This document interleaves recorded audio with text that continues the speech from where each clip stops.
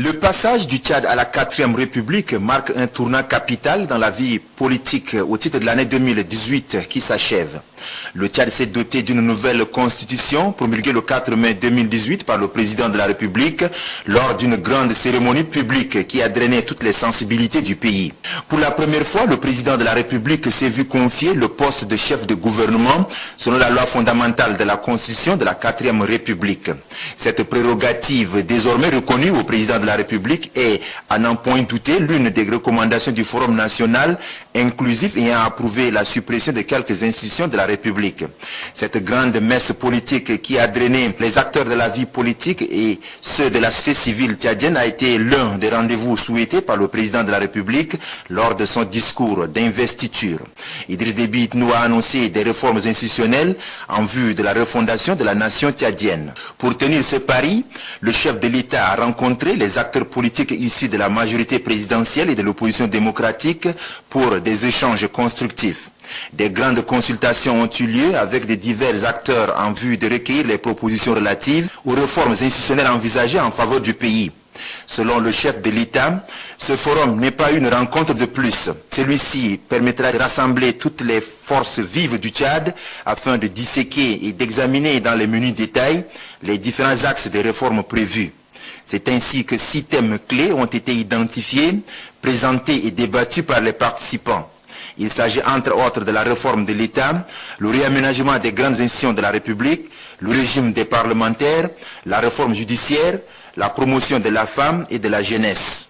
L'une des conclusions majeures de cette réforme est l'adoption d'une nouvelle constitution qui consacre l'entrée du Tchad dans la 4e République. Dans cette nouvelle République, d'importantes innovations devaient voir le jour. Les membres du gouvernement et certains responsables des institutions de la République doivent dorénavant prêter serment avant leur entrée en fonction. La prestation du serment confessionnel inaugure une nouvelle ère dans la gestion de la chose publique. C'est pourquoi la loyauté et l'intégrité sont des valeurs qui doivent désormais guider la conduite des affaires de la République.